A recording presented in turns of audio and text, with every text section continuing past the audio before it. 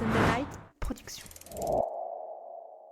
Pogacar laisse que les mettre en Italie. C'est parti pour Full Gaz, le podcast des vrais gaziers. Full Gaz, plongez dans l'actualité du cyclisme professionnel avec la tête dans le guidon. Salut les amis, resserrez vos chaussures, rentrez les épaules et gardez la tête dans le guidon. Bienvenue dans le podcast Full Gaz présenté par LTDG depuis Paname. Et oui les refs, on est à Paname. Pourquoi à Paris ?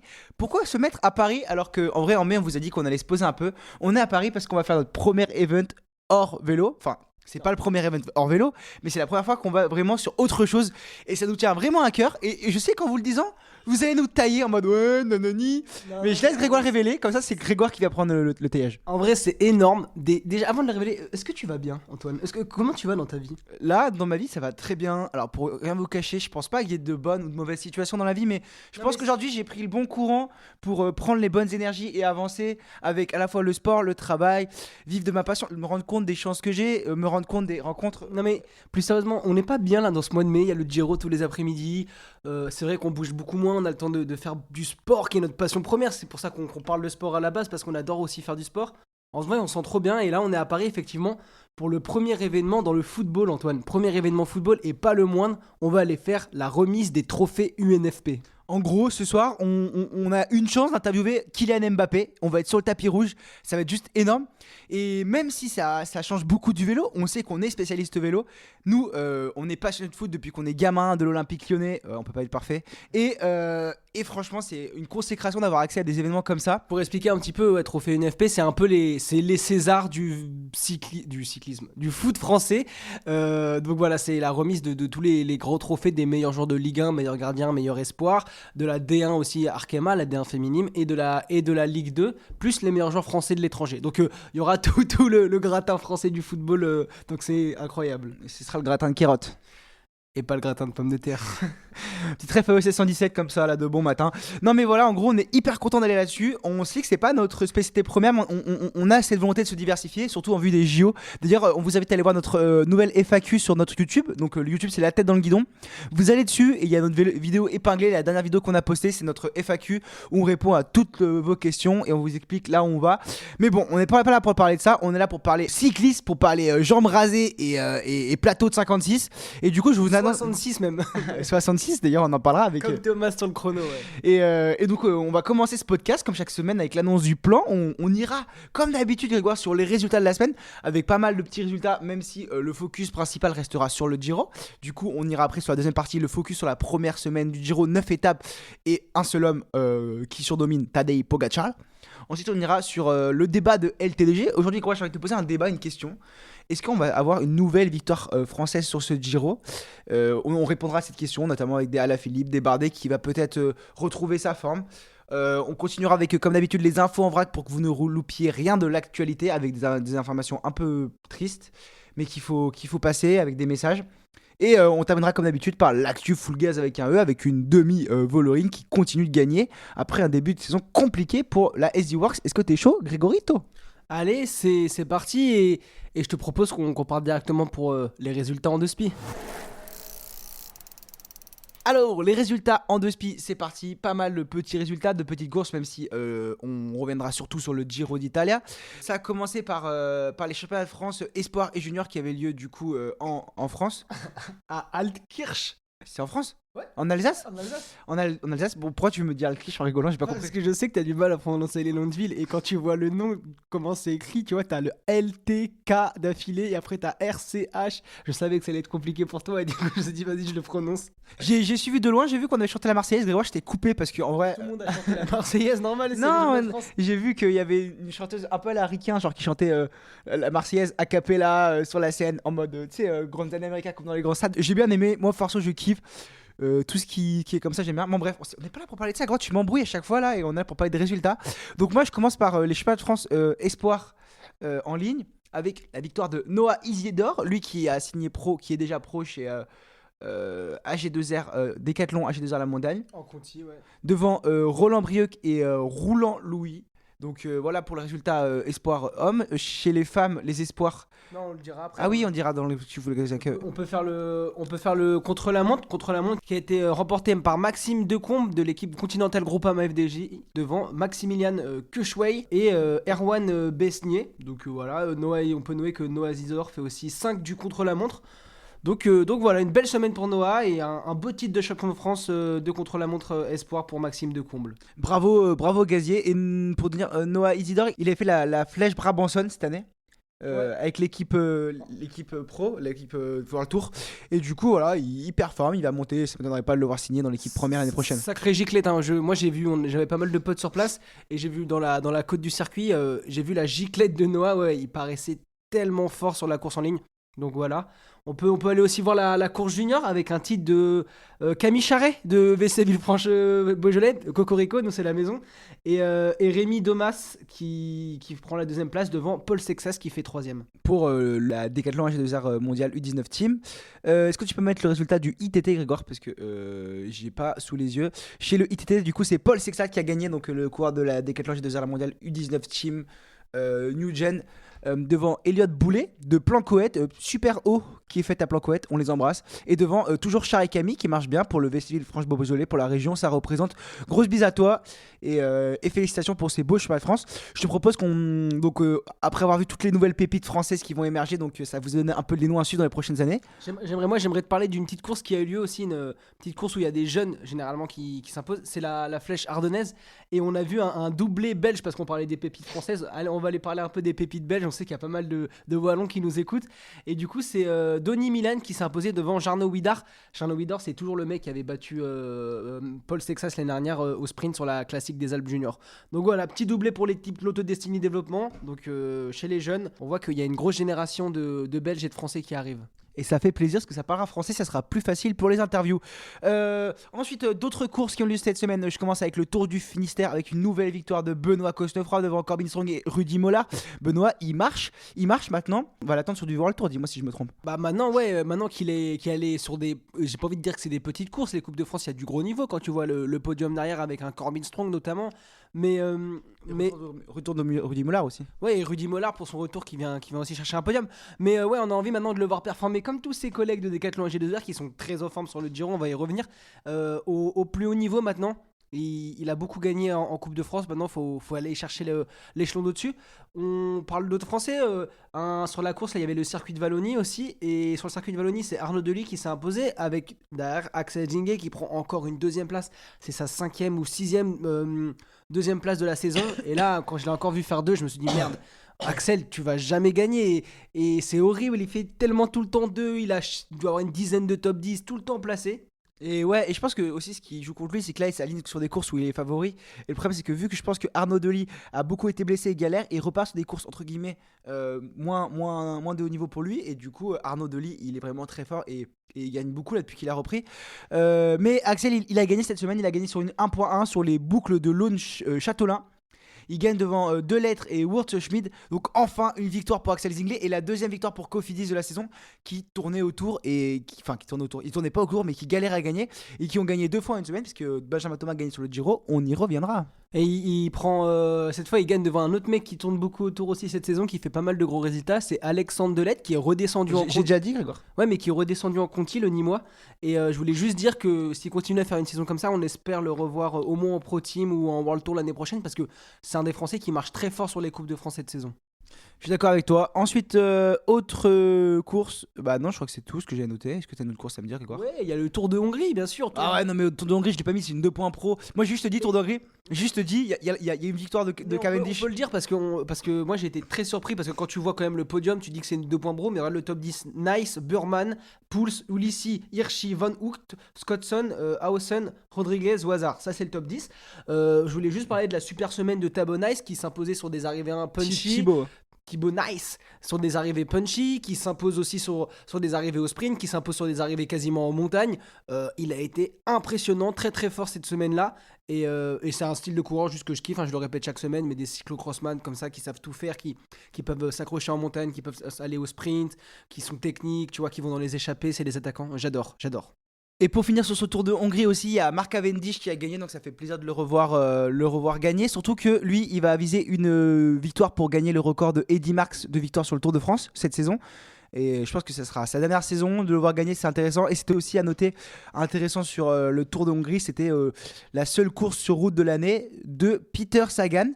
Qui du coup a fait cette course. On l'a vu, on l'a pas vu performer tant que ça, mais on l'a vu signer des autographes en roulant des livres. Donc félicitations à lui, un vrai athlète. Je pense que c'était surtout pour faire un peu du fond pour préparer les JO de VTT. Rapidement, je voulais moi juste aller voir ce qui s'était passé sur la Flèche du Sud, hein, encore une course qui révèle souvent les jeunes. Il y a une victoire du cyclo-crossman Pim Renard, mais surtout la Lidl Trek Development qui a beaucoup performé avec première étape victoire de Teutenberg, encore une fois le vainqueur de Paris-Roubaix, et il y a Soderweist qui a gagné le contre-la-montre et une étape au sprint, la dernière étape, ils font un triplé avec Soderweist devant Teutenberg et devant Matteo Milan, le petit frère de Jonathan. d'un certain Jonathan qui marche pas mal en Italie en ce moment. Bah Grégoire, je crois qu'on a tout dit sur les résultats. Je te propose qu'on aille focus sur le Giro avec tous les résultats de la semaine et surtout vous dire un peu ce qui s'est passé cette semaine, parce qu'il s'est passé des choses. On a vu des échappées gagner, on a vu Pogacar gagner comme d'habitude et c'est le focus quoi. C'est parti. Première semaine du Giro avec, je te propose qu'on fasse tous les podiums, on fait étape par étape, tu voulais faire comment? Bah moi j'avais prévu de faire étape par étape et après un peu débattre, sachant qu'on avait déjà dit les résultats des 2 premières étapes. Donc les 2 premières étapes, je vais juste les relire comme ça, on va pas redébattre dessus. Si vous voulez en avoir plus d'infos, on a fait le podcast la semaine dernière. Narvaez qui prend le premier maillot rose devant Sharman et Pogacar. Pogacar qui prend sa revanche, il gagne le deuxième jour devant Martinez et Geraint Thomas et qui prend de l'avance au général. Et voilà, donc pour les 2 premiers jours, le premier week-end du Giro où on a déjà un Pogacar en rose, et Pogacar il reste en rose toute la semaine, même si cette semaine on a eu des occasions pour les échappés, pour les sprinters, pour les grimpeurs, et du coup je trouve que c'était une semaine plutôt sympa à regarder, à part pour le général où il n'y a pas de suspense. Ouais, bah quand tu vois qu'il y a eu 9 étapes, 3 victoires de Pogacar, ça veut dire qu'un tiers des étapes ont été remportées par un petit lutin slovène. Donc T'as fait un bac S toi, non? même pas, mec. Putain, t'es chaud en maths. Mais en tout cas, ouais, il y a eu pas mal de résultats, puis surtout il y a eu pas mal de vainqueurs différents, vu que 3ème étape, victoire de Tim Merlier au sprint devant Jonathan Milan et Binyam Girmay qui malheureusement quelques étapes plus tard va abandonner suite à une chute, ça c'est vraiment dommage. En tout cas, est-ce que tu as quelque chose de spécial à dire sur cette 3ème étape, toi? Non, un beau sprint de la Soudal. On se rappelle ce qui s'est passé. C'est là où Pogacar attaque dans la dernière bosse. Enfin, il suit Mikel Honoré. Il suit Mikel Honoré avec Geraint Thomas. Pogacar qui tente le coup du kilomètre, voire des 2 kilomètres, et qui se fait rattraper sur la ligne. Parfaitement lancé après le sprint pour Tim Merlier qui s'impose. Je pense même pas qu'on puisse dire qu'il a tenté le coup d'attaquer. Il a suivi l'attaque de Mikel Honoré. Parce que d'ailleurs, l'AIF, stratégie trop cool sur ce Giro. J'adore. C'est une équipe qui a quand même un gros niveau et qui misent tout, surtout depuis que Chavez a perdu du temps au chrono, sur les victoires d'étape. Donc ils sont là en chasseur d'étape, ce qui fait qu'ils vont tout le temps relancer la course, et ça va être grâce à des équipes comme ça qu'on va voir des belles échappées et des victoires. Bon, en tout cas, ils ont suivi avec Thomas et Pogacar, et ça s'est relayé effectivement, mais les deux ont dit on était sûr que ça allait pas aller au bout, quoi. Ouais, c'était. Et d'ailleurs, à l'arrivée, il y a Geraint Thomas qui dit à Pogacar, je sais plus exactement comment il le dit, mais il dit bien joué, fils, tu t'es bien amusé, maintenant, demain on se repose.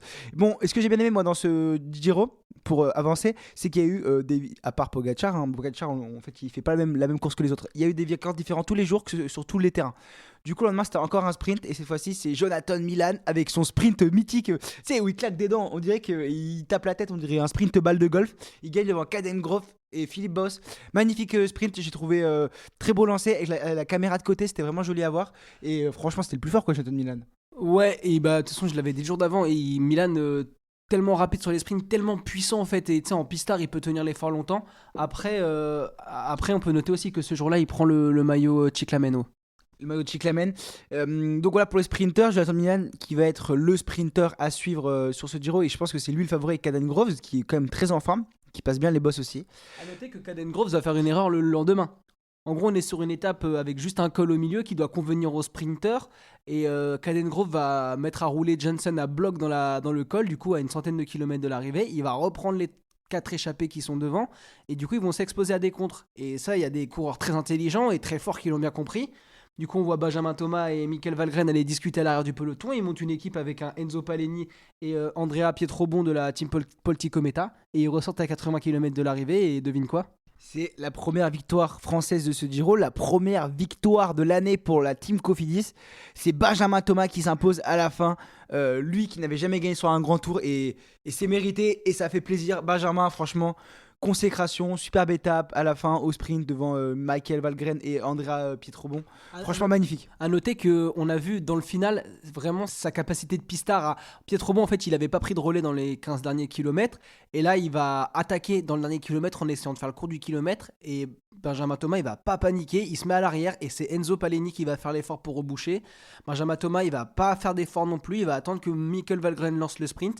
Il va aller sprinter pour la gagne. Donc super intelligent sa façon dont il a géré la chose. Un peu à la pistard, tu vois, qui sait prendre des décisions et rester calme à des hautes vitesses. Oui, il n'y a pas que le fait d'être pistard, il y a aussi le fait de l'expérience. Benjamin, c'est un coureur expérimenté et il l'a montré. Il s'est pas précipité là où un Enzo Paleni, lui par exemple, a fait les efforts inutiles pour attraper Pietrobon. Exactement. À noter aussi que c'était le jour où la flamme olympique arrivait à Marseille et que le Benjamin Thomas, il a des envies d'or olympique à Paris cet été. Et ouais, une pierre de coups, il a montré qu'il était prêt pour Paris 2024, c'est un signe. Je pense que Benjamin Thomas aura l'or à Paris, ça peut pas être autrement. On passe au étape 5, et l'étape 5, ça a failli être partie remise pour les Français. C'était l'étape des chemins blancs, l'étape des Strade Bianche, un peu du Giro. Et du coup, Alaphilippe, c'est son terrain, et il adore ça. Hein. Et c'était typiquement l'étape pour lui, et il s'est échappé. D'abord un gros groupe d'échappés avec des Aurélien Paré-Peintre et consorts. Et à la fin... 3 hommes qui sortent, Pelayo Sanchez, Julian Alaphilippe et Lucas Plaple. Non, c'est Luc son prénom. Non, c'est Lucas Plaple. Mais c'est bizarre, pourquoi alors partout ça s'affiche Luc Plaple? Parce que c'est son surnom, mais c'est Lucas. Ou peut-être que Luc ça veut dire Lucas. Bon, bref, débat parallèle, il s'appelle Lucas Plaple. Et Luke, c'est son surnom, je crois. Comme tu vois, Luke Skywalker, c'est Lucas Skywalker. Ah non. Ah, tu m'as embrouillé. Oui, du coup, 3 hommes qui partent devant, Pelayo Sanchez, Julien Alaphilippe et Lucas Plaple. Julien Alaphilippe, comme d'habitude, à fond toute la journée. Et arrivé au sprint, sur le papier, c'est lui le plus fort. Ils arrivent à 3. Lucas Plaple, c'est lui qui a la moins bonne pointe de vitesse. Lucas, ça me stresse. Mais s'il s'appelle Lucas, je vais l'appeler Lucas. J'ai jamais entendu ça. Vas-y, c'est pas grave. Et donc, Julien Alaphilippe qui lance le sprint en premier, qui est sur le papier le plus fort normalement sur cette arrivée. Mais Pelayo Sanchez qui reste bien dans la roue et qui saute Julien sur la ligne. Et Julien qui fait 2, c'est cruel. Et super victoire pour Pelayo Sanchez sur une étape exceptionnelle, une superbe étape. Mais voilà, pour moi, Julien, je sais pas s'il a excès de confiance quand il arrive au sprint avec ces 2 gars, mais voilà, il s'est fait avoir et c'est le jeu. Hein, et après, on l'a vu à l'avant toute la semaine. Le truc, c'est que pour moi, Julien, il est victime aussi de son beau vélo. Il aime bien le vélo qui attaque, il est tout le temps devant, tout le temps à l'attaque, il en met beaucoup, il fait pas les choses à moitié. Et ce jour-là, il a pas arrêté d'attaquer. Ça a mis énormément de temps à sortir l'échappée. Alors qu'un Pelayo Sanchez, il a dû mettre 1 ou 2 accélérations pour aller dans l'échappée. Du coup, il s'est peut-être moins épuisé. Et puis, très bon grimpeur, on s'en souvient de ces très belles échappées l'année dernière sur la Vuelta quand il était encore chez Burgos. Là, cette année, il arrive à la Movistar, il gagne d'entrée dès sa 4e course, il donne au Trofeo Pollenza d'une magnifique manière.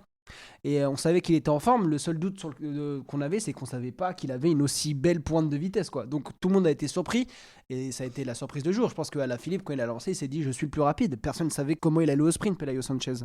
Mais voilà, Julien a été fait 2e et il a été à l'avant aussi les autres jours de la semaine. Et c'est cool de le voir à l'avant, de le voir gagner. Et je suis sûr qu'il va planter. De toute façon, ce sera le débat de LTDG. Est-ce que les Français peuvent-ils gagner? On y reviendra dans la rubrique juste après. Sur l'étape 7 et 8, on a eu un doublé de Pogacar. C'était des étapes pour les favoris avec un chrono et ensuite une étape d'arrivée en montagne. Et Pogacar, dès qu'il peut gagner, il gagne. Sur le chrono, il a repris, je sais pas combien de temps, quasiment 1 minute, 40 secondes dans la montée à Filippo Ganna. Ouais, c'est ça, presque 1 minute. Il y a eu un choix mécanique, hein, on en a parlé sur Instagram, mais Pogacar avait choisi de partir avec un 46-64, il me semble, comme petit plateau, alors qu'un Geraint Thomas, son principal concurrent au général, en tout cas sur le chrono, avait choisi de partir avec un monoplateau de 66 dents. C'était énorme, et il a un peu buté dans la bosse.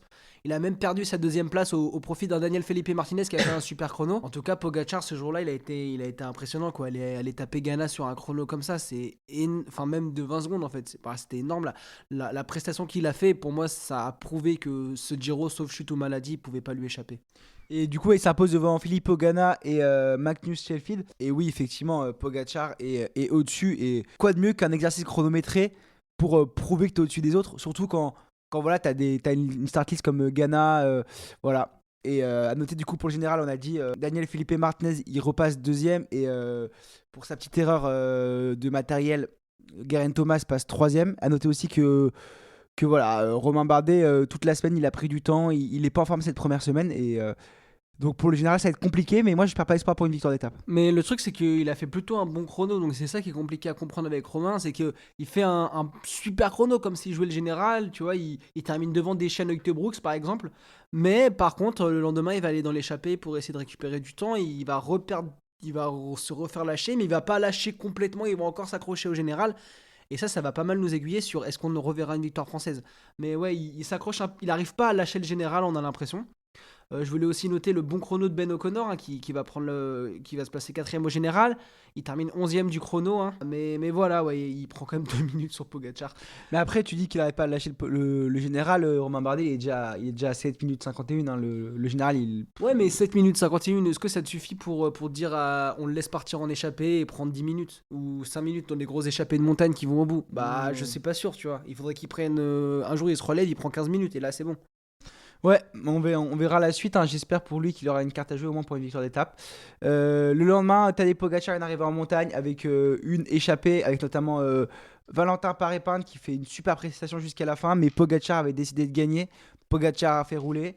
Il y avait du bleu blanc rouge devant d'ailleurs. Il y avait Alaphilippe, Bardet et Valentin Paré-Pinte, Aurélien Paré-Pinte aussi. Il y avait une grosse échappée. Il n'y avait pas Aurélien. Il n'y avait pas Aurélien. Ou il attaquait au départ, je crois. Peut-être. Et du coup, à la fin, Pogacar fait rouler son équipe, rattrape l'échappée et dans la montée finale. Il contrôle, on le voit pas attaquer, c'est rare de pas le voir attaquer. Il fait juste le sprint final, ça le suffit pour mettre une seconde au deuxième. C'est fou de se dire ça. C'est que le sprint final devant un Daniel Felipe Martinez qui est censé être un très bon puncher. Bah, il n'y a pas eu photo quoi. Il a juste eu à rouler. Au sprint, il a gagné. Il serait parti tout seul, il aurait gagné. Quoi qu'il fasse, il gagne de toute façon. En fait, mais je sais pas si t'as vu, mais il disait que lui, il s'en fichait un peu de gagner l'étape. À mon avis, il avait prévu de comme ça, de pas forcément attaquer. Il a dit en interview que c'était Michael Berg et Vegard Stadlangen qui avaient décidé de rouler pour le faire gagner. Et une fois qu'ils avaient roulé à bloc pour contrôler l'échappée, il était obligé de la mettre au fond. Mais on voit qu'il a pas attaqué, qu'il s'est contenté de suivre les attaques dans le final. Il y avait pas mal d'attaques, notamment de Tiberi. Et c'est le seul qui me revient en tête. Arensman aussi là. Arensman, ouais, qui essaie de partir en facteur, tu vois, qui allait pas être suivi. Mais ouais, non, finalement, il a suivi tout le monde. Et puis, ouais, c'est vrai que sprinter des montagnes. Je crois que d'ailleurs, il a gagné 100% des arrivées au sommet cette année. C'est un truc de zinzin. Il est vraiment au-dessus. Il n'y a pas photo sur ce Giro. Il est déjà à 2 minutes, plus de 2 minutes 40 de Daniel Felipe Martinez en 9 étapes. Ce jour-là, il y a un coureur qui a fait une presta super. C'est. Il y a Michael Storer, mec, qui était dans l'échappée et qui s'est quand même accroché au groupe des favoris et qui termine à peine à 13 secondes, 9ème de l'étape. Voilà, il avait perdu du temps sur le contre-la-montre.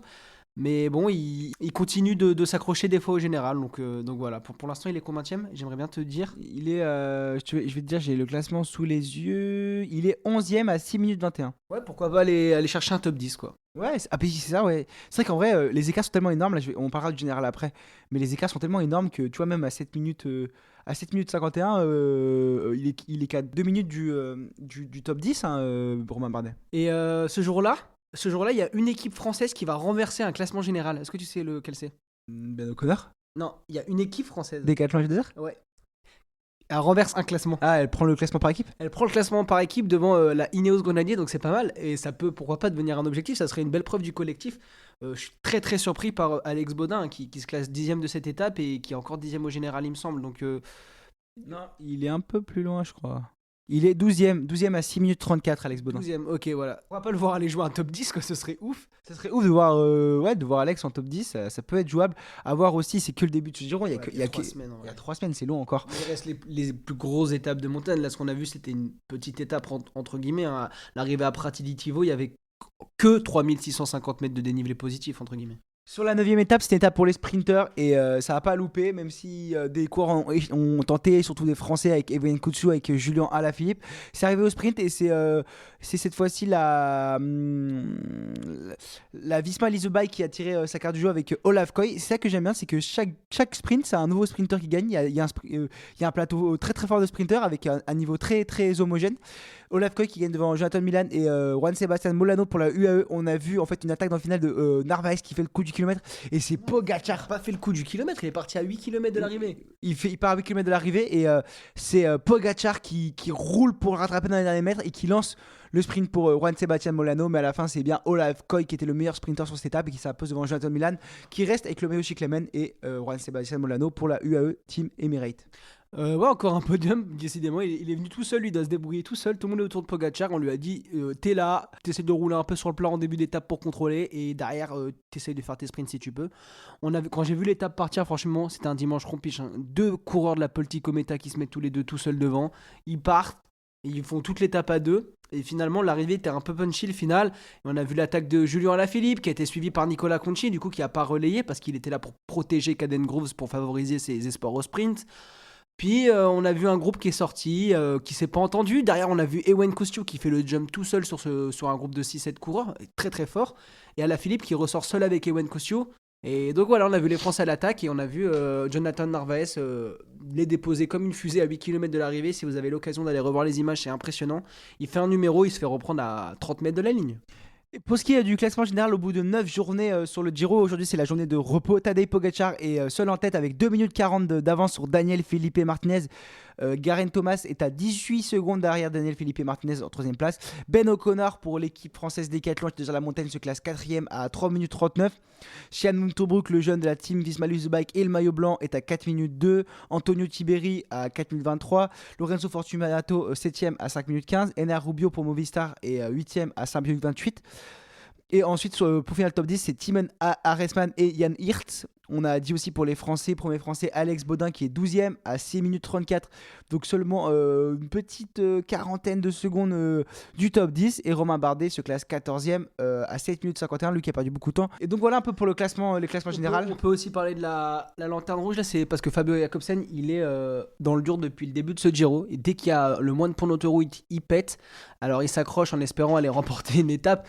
Mais ouais, il paraît pas bien du tout. Et t'as Tobias Lutendresen qui est en train de prendre le lead petit à petit pour les sprints dans cette équipe. Donc voilà, et je te propose que tranquillement, après cette première semaine, Jonathan Milan du coup est en maillot cyclamen de meilleur sprinter, Pogacar en maillot Azura de meilleur grimpeur et Sian Oostebroek en maillot blanc de meilleur jeune. Je te propose qu'on passe, Grégoire, sur le débat. Le débat del TDG qui est: est-ce qu'on va avoir une nouvelle victoire française sur ce Giro et qui peut gagner sur ce Giro? Bah, c'est le grand débat, c'est la grande question. Est-ce qu'on aura une autre victoire française? On a déjà Benjamin Thomas qui nous a régalé. Mais alors, Christophe Laporte aurait été une bonne chance, mais il est tombé, il a abandonné malheureusement. Après voilà, pour les victoires françaises, moi je vois plusieurs coureurs qui sont capables. Les frères Paré-Peintre ont l'air très en forme, mais surtout Valentin pour le moment, qui a l'air encore plus en forme vu le numéro qu'il nous a fait samedi.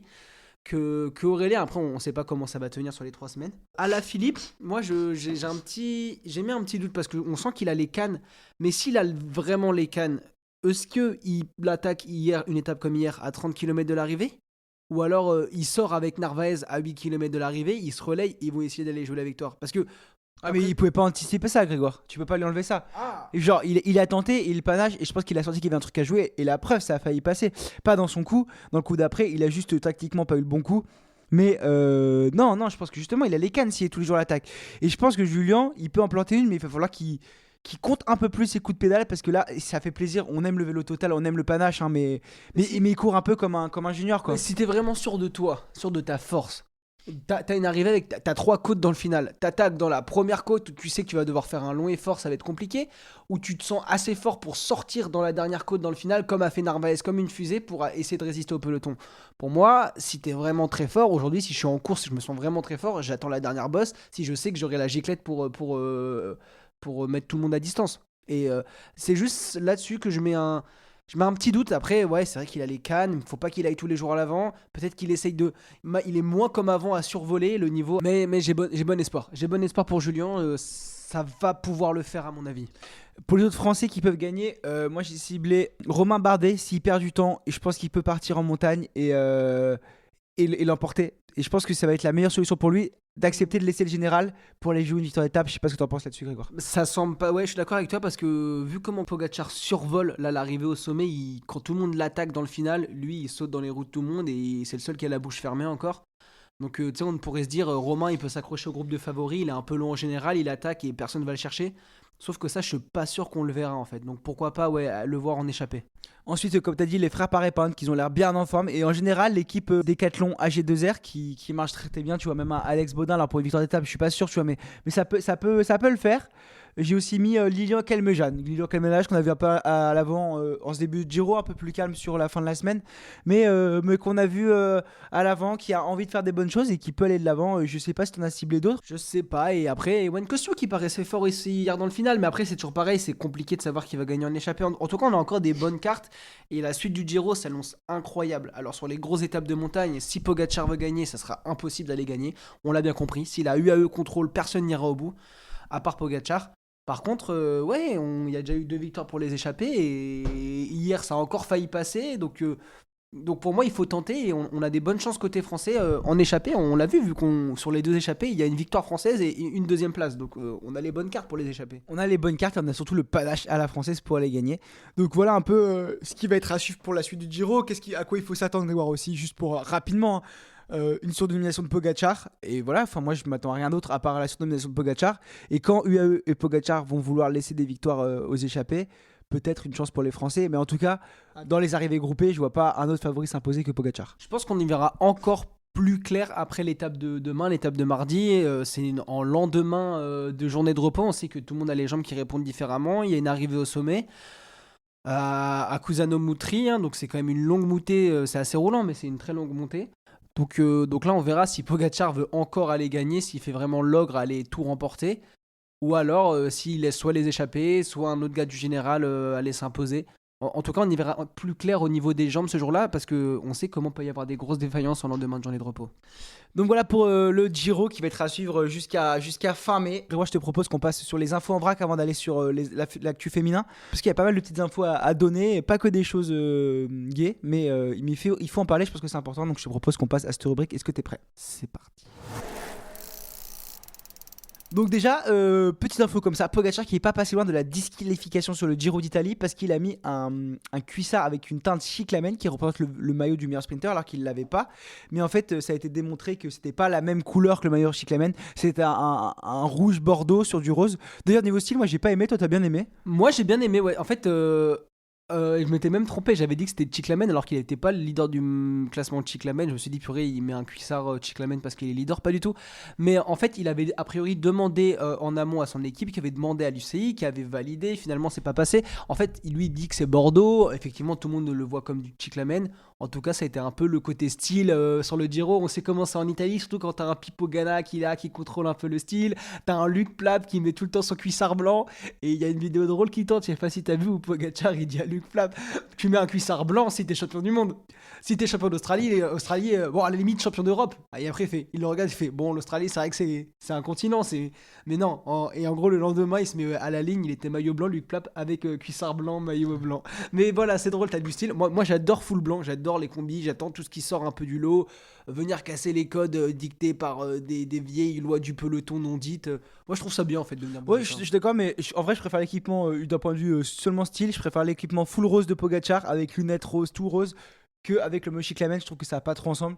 Enfin, du coup, c'est pas Cyclamen, c'est Bordeaux et j'ai pas trop aimé. Peter Sagan, du coup, on en a déjà parlé sur la route, de retour sur route sur le Tour de Hongrie, en préparation des Jeux Olympiques. On l'a vu faire un peu, voilà, faire du fond. Il n'était pas là pour gagner, clairement. Et voilà, là on rentre sur les drames un peu avec André Amador de la IF percuté par une voiture, beaucoup de fractures, le vélo fracassé, une image qu'on n'aime pas voir. Et avant de réagir, Grégoire, Matteo Lorenzi, qui est un jeune de 17 ans qui est décédé à l'entraînement, percuté par une voiture, 2 accidents en une semaine. Chaque semaine, j'ai l'impression qu'on parle d'un accident de voiture. Les amis, on sait que vous êtes beaucoup de jeunes à nous écouter, beaucoup à rouler. Quand vous allez rouler sur la route, faites attention, mettez un casque et quand vous êtes automobiliste, quand vous conduisez votre voiture, pensez que ça peut être vous sur le vélo. Respectez les distances de sécurité, 1m50 du vélo. Faites gaffe, ça arrive trop souvent et notre passion, elle se joue sur un terrain dangereux. Et il faut en être conscient, à la fois cycliste, parce que parfois on est en tort aussi, mais à la fois quand on est automobiliste. Donc voilà, c'était pour le dire et c'est important. Et C'est super triste, hein. J'ai l'impression qu'on entend des nouvelles comme ça toutes les semaines ou tous les mois en tout cas. C'est cruel, on perd un membre de notre famille, quoi, de la famille cycliste tout le temps. La photo d'Amador aussi, je sais pas si vous avez vu, il faut que vous alliez voir sur les réseaux, allez chercher sur X ou quoi, mais le vélo était explosé quoi, en 3 morceaux.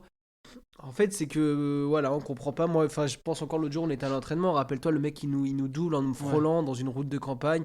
Il m'insulte, il me fait un doigt d'honneur. Et en fait, il y a beaucoup d'animosité, beaucoup d'agressivité. Il faut faire attention en tant que cycliste. Il n'y a rien d'autre à faire que de faire attention et de se faire petit. Je pense parce que si tu t'énerves, tu penses à la fois où Johan Alfredo s'est énervé parce que t'as le cœur à bloc et qui s'est fait tabasser, lui. Le mec est descendu.